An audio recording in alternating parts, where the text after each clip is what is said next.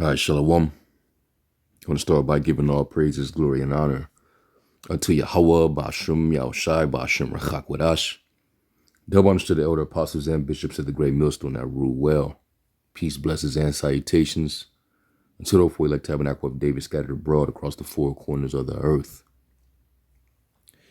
Now, I just want to respond to this clip right here. This was something that was said by the Chicago mayor. You know, he's criticizing, these ICE raids, where they're taking a lot of brothers and sisters from the Hispanic community, that's deemed illegal and have no citizenship. And even targeting certain Americans too. Some Americans are getting caught up in it. But he pretty much said something that is very obvious. If you're not blatantly trying to not see what's going on here, the elephant is is pretty huge. We should all be able to see it. But he's mentioning how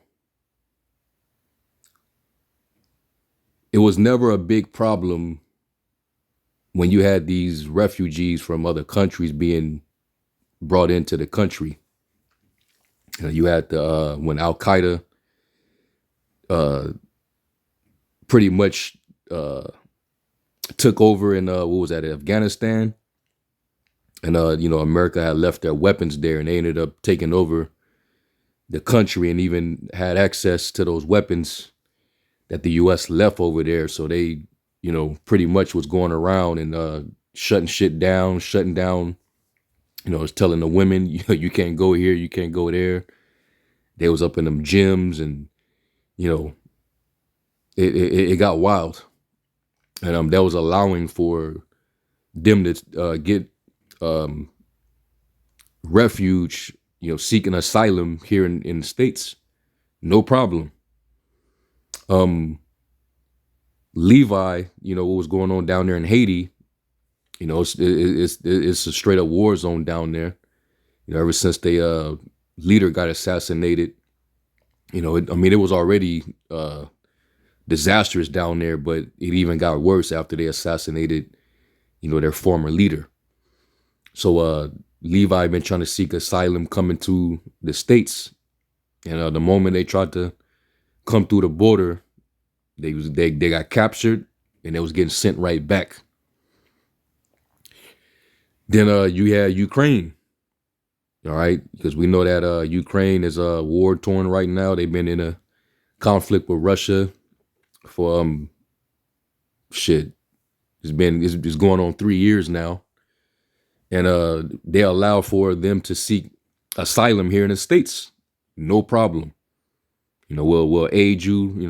We'll give you vouchers. We'll give you shelter. So all these people were given, welcome. Trump gets in office now, and all he's concerned with is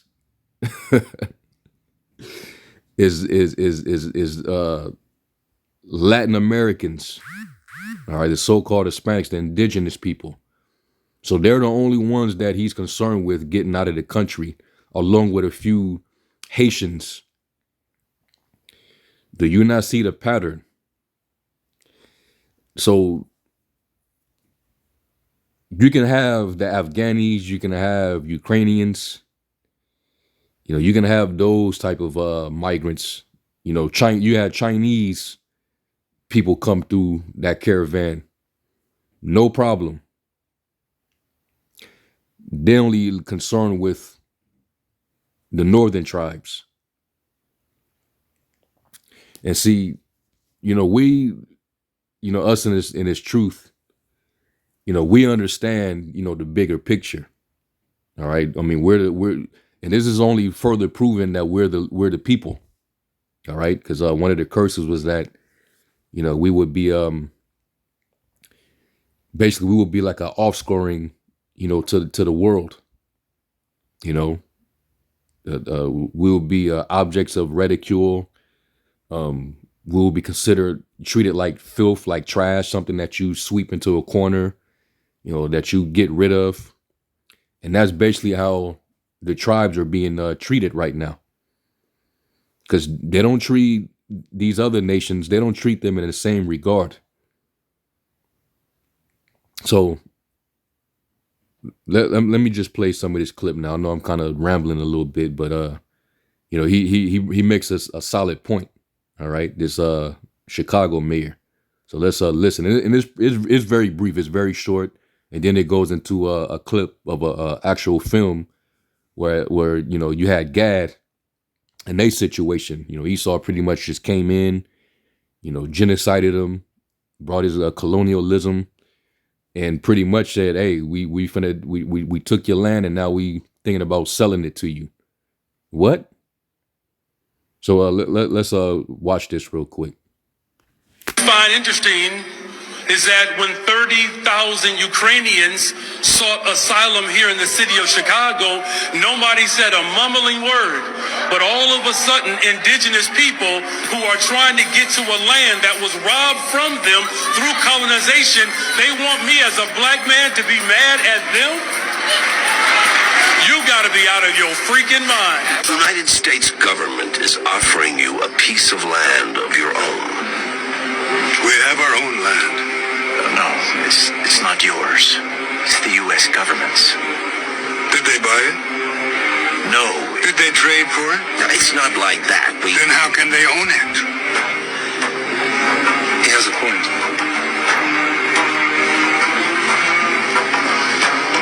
We will give you everything you need if you will just submit to living on a reservation. We need nothing from you. You can depend on your country to take care of you. You are not my country. Mr. Durant, if we could just... Senator Crane has come here to offer your people a better way of life. Better than what? Better than what you have. I like what I have.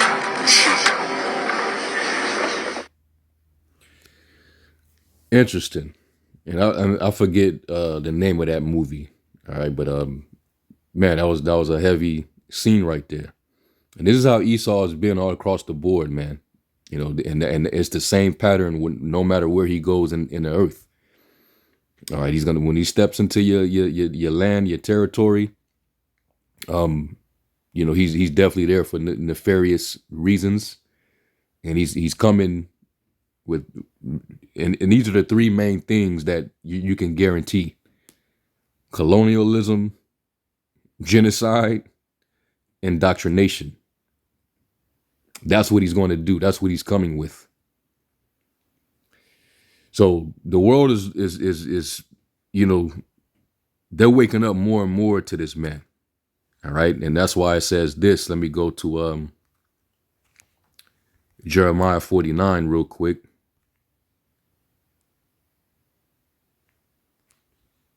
Jeremiah 49 and verse 10. And it says, "But I have made Esau bare.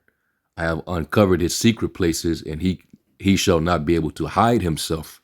His seed is spoiled, and his brethren and his neighbors, and he is not." Because he's been doing all the spoiling. He's been doing all the taking, all right, by force, by violence. Like it tells you in Micah, the 2nd chapter, they covet fields, they take them by violence, they oppress a man in his house, even a man in his heritage. This is what he's been doing. This is the common theme. This is his pattern. All right. And when once enough of these people see it, they're going to get sick and tired, man. Hence what it says in Habakkuk 2. Habakkuk 2 and verse 6, it says, "Shall not all these take up a parable against him, and a taunting proverb against him, and say, Woe to him that increaseth that which is not his? How long, and to him that ladeth himself with thick clay," going into that debt. "Shall they not rise up suddenly that shall bite thee?" And that's talking about these nations. All right. "And awake that shall vex thee, and thou shalt be for booties unto them. Yeah, man. Because everybody's spoiled but you. Because you've been doing all the spoiling. You know? And the fact that right now only the tribes are being targeted out of everyone else. You know, what does that show you? All right, that Jake being under the curse, you were going to be, you know, marginalized and separated from everyone. All right, it just goes to show you right there, man, who the Lord's people are. Because why is the Latin tribes being singled out in this whole thing? What about the Somalis and you know, the Chinese migrants, you know, East Asian migrants that are here, the Ukrainian migrants that are here, the Afghanis? It's all type of people here, but they're not on the radar. It's only the tribes, you know.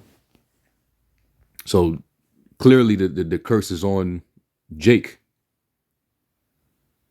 Is it 28 and 40?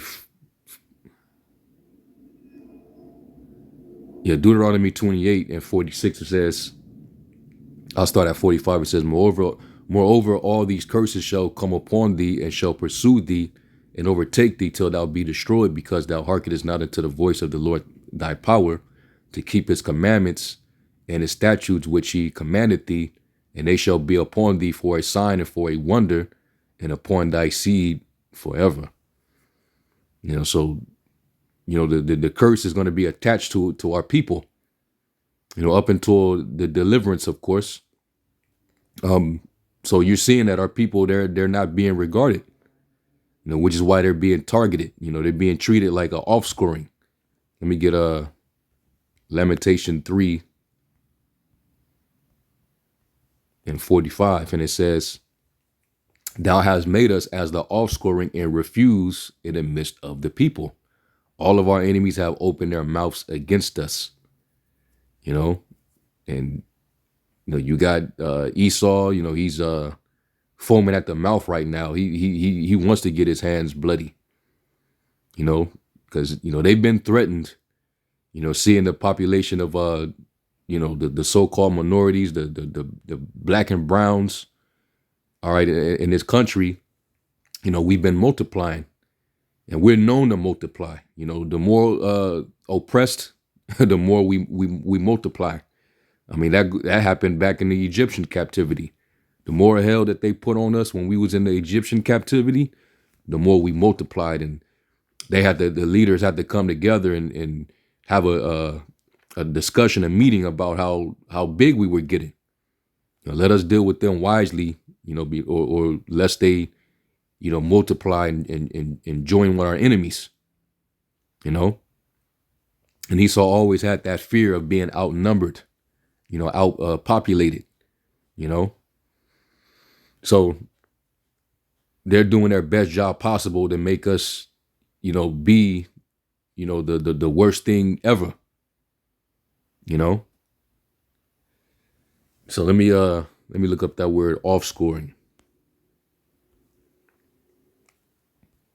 And it's hypocritical, you know. So you ain't gonna have the same energy for the Ukrainians that are here.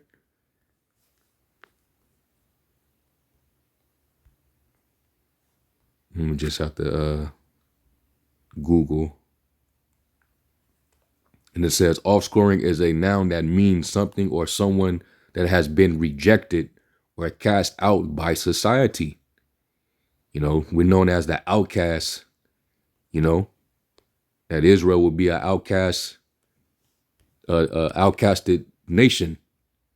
Was that in was it Zechariah or Zephaniah, where it says a nation not desired?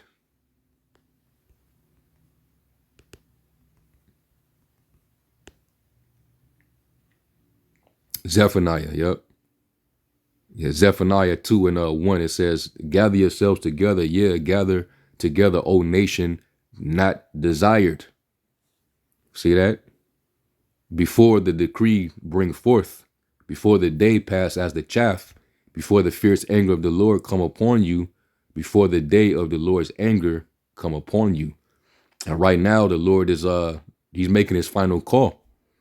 Because trouble is beginning for Jacob right now, starting with the northern tribes, and eventually Judah's because they're gonna make Judah the face of terror too. Like you had the one Jake, he made a alleged violent threat on Facebook towards Trump, and he ended up getting arrested. So Jake, they're gonna be crashing out, and they're gonna be using Jake as the face of the anarchy. All right, and thus, that's when Esau's gonna try to, come clamping down. Like it tells us in Revelation, the devil's gonna come down having great wrath, knowing that he had but a short time. So, trouble is already beginning.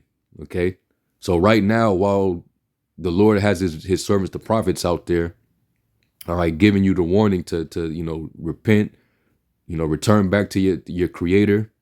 All right, we're teaching you His name, what His Son's name is. All right, to repent, from your transgressions, your sins. All right, come back to your heritage, because the Lord's getting ready to bring judgment down. He's going to allow this devil to a certain capacity. He's going to have his way. And if you don't have that hedge, man, meaning you're not dwelling in the secret place of Yahweh Shem Yahushai, you're going to get caught up. But Esau, he's already putting that vibration out there, man. And Esau, he's out for blood. They think this is their last hope. What Trump is doing is their last hope to restore the feeling back to, the golden days of Babylon.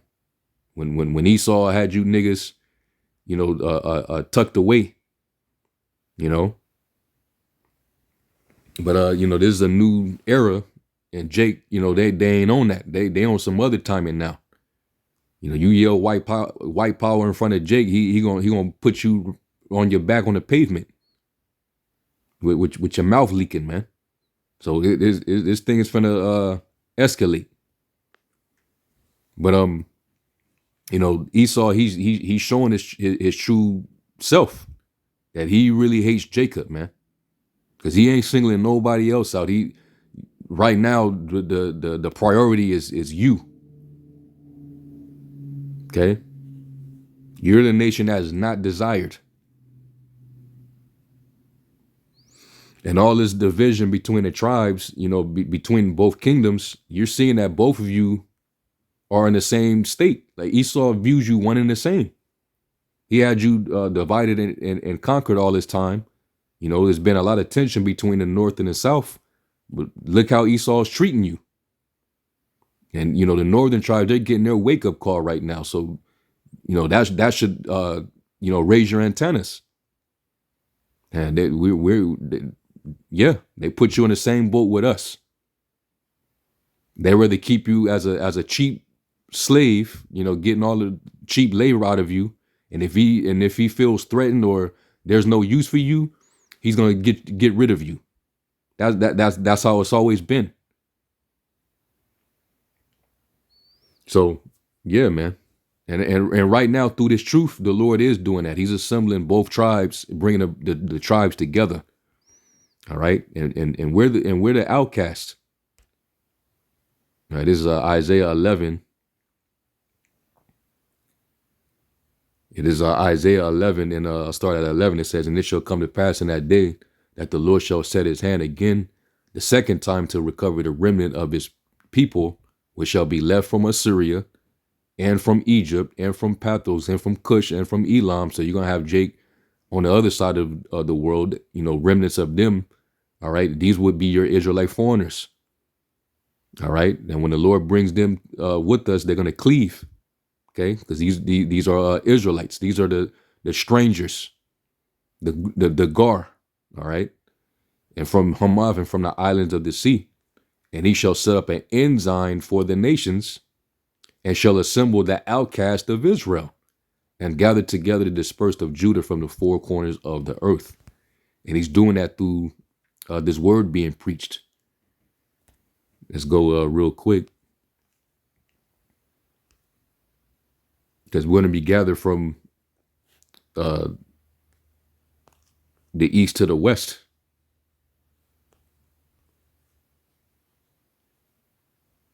And we go to Baruch, was it 4?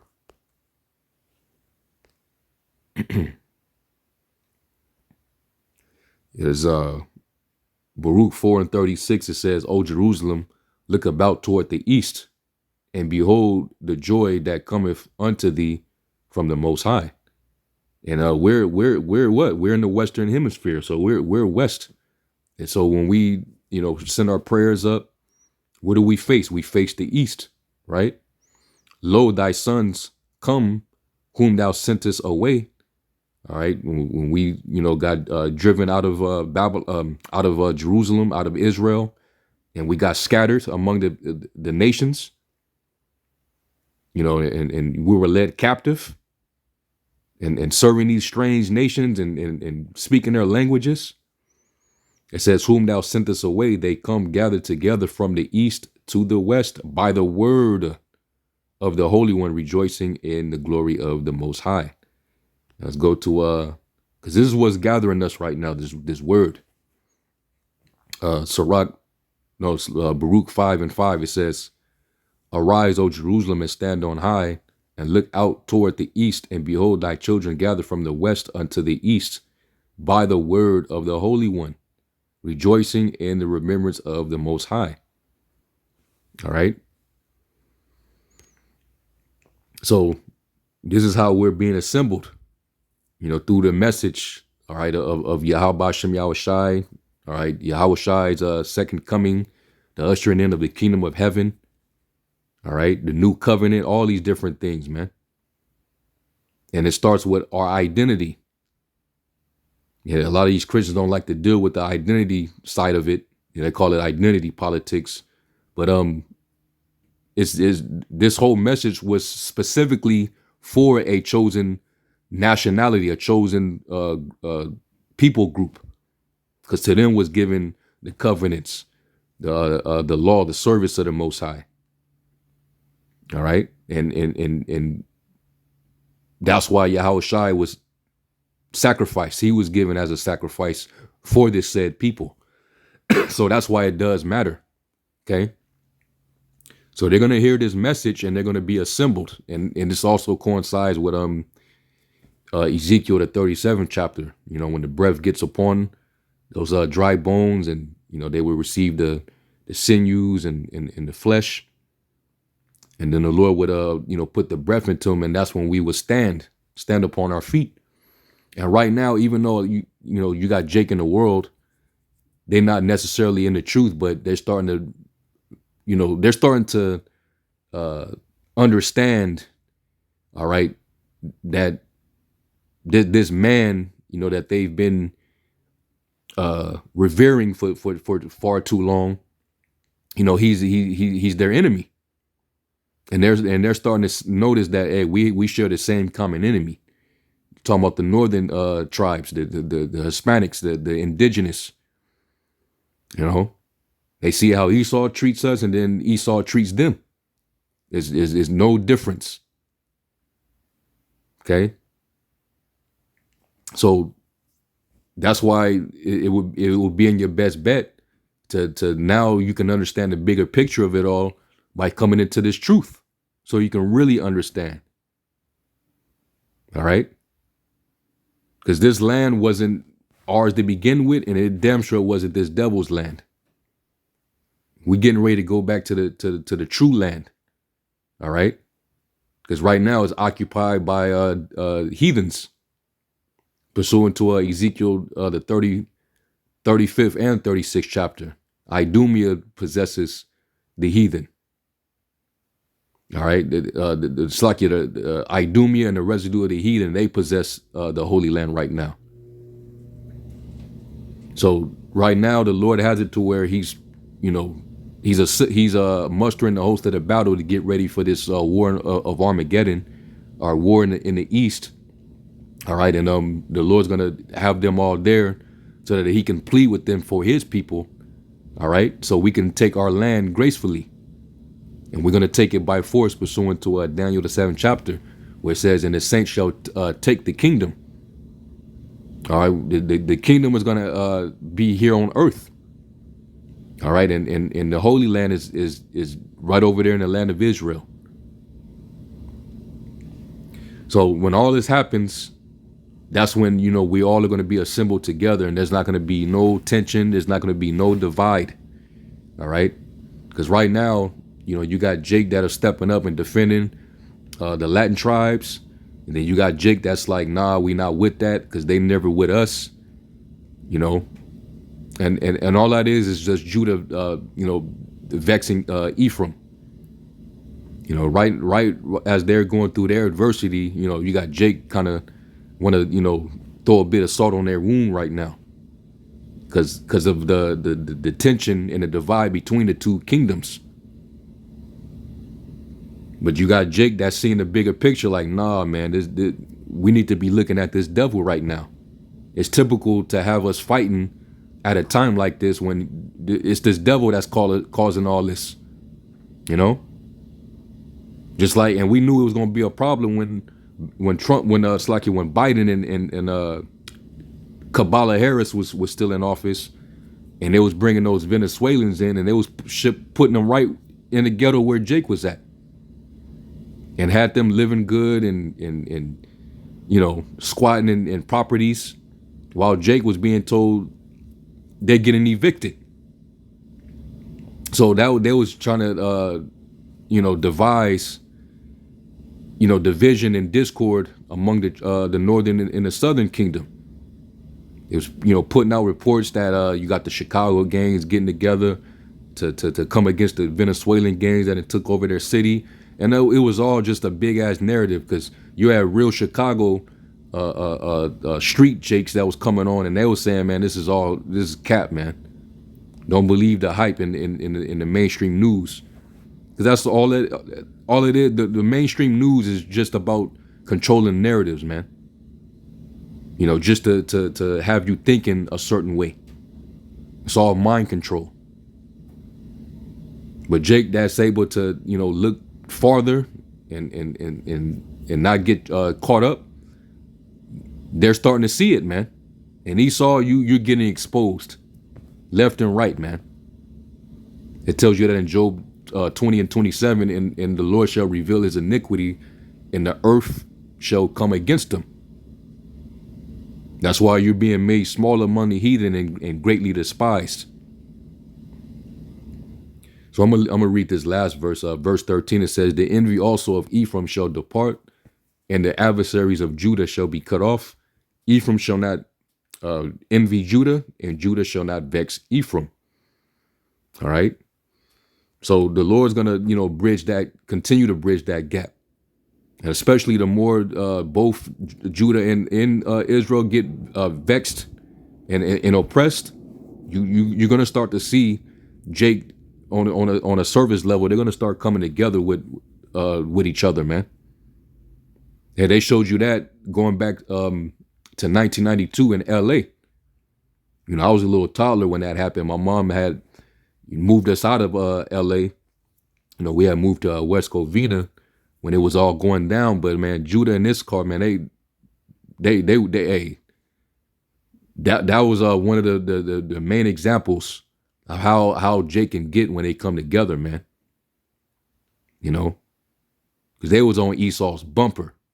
Any Edomite got caught rolling through there, Judah and Issachar was on your helmet, man. And with Trump and what he's doing right now, and that spirit can get roused up again. Okay. And let me get this real quick, because this is all showing that we're the people, man. Why is he singling out the indigenous tribes and Levi? You know, they're gonna start going for Levi, Benjamin. All right, basically the tribes, nobody else.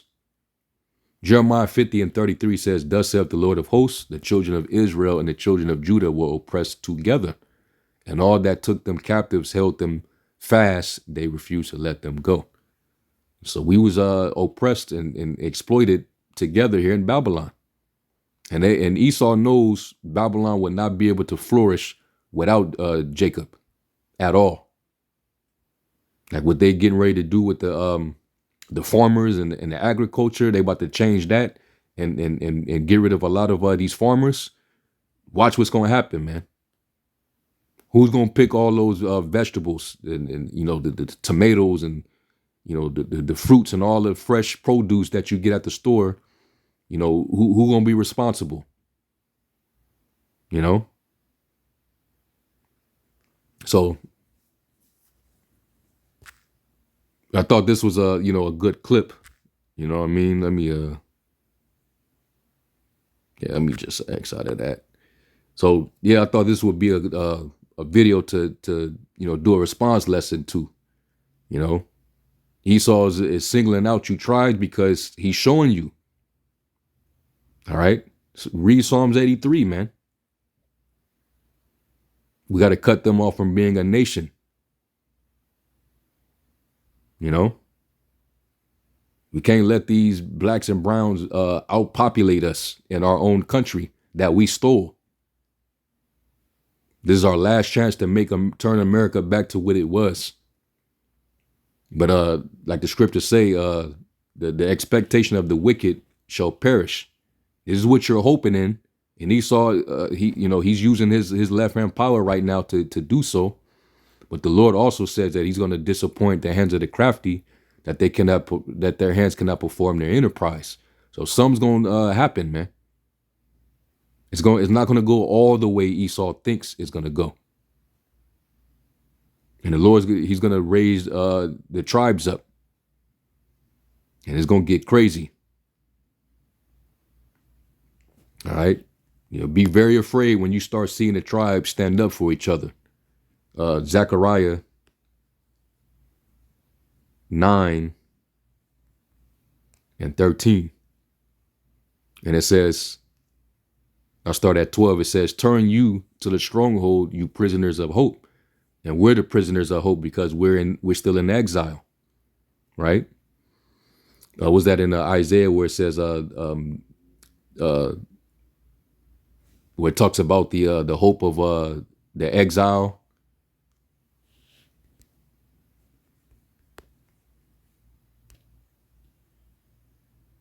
Yeah, Isaiah 51 and 14, it says, the captive exile hasteneth that he may be loosed, and that he should not die in the pit, nor that his bread should fail. Right? So we're the prisoners of hope. It says, even today do I declare that I will render double unto thee, when I have bent Judah for me, filled the bow with Ephraim, and raised up thy sons, O Zion, against thy sons, O Greece, and made thee as a sword of a mighty man. Just wait till the Lord put that spirit on Jake, man, from Judah to Issachar, because now Gad is getting involved, is going to be involved too. If they follow through with that birthright citizenship, trying to question and overturn Gad, you know, with all they've been through in the history that they have here, oh man. So you got the Hispanic tribes, you got Gad, and then and of course, you know, Judah always at the head of it all, because Judah is the head. And Jake, you know, Judah, can nobody deny the oppression that Judah suffered here. So yeah, the Lord he gonna turn that switch on, man. So yeah, you know, Lord willing, Yahweh edify them and give all praise, glory, and honor to Yahweh Shem Yahushai. Until the next lesson, Shalom.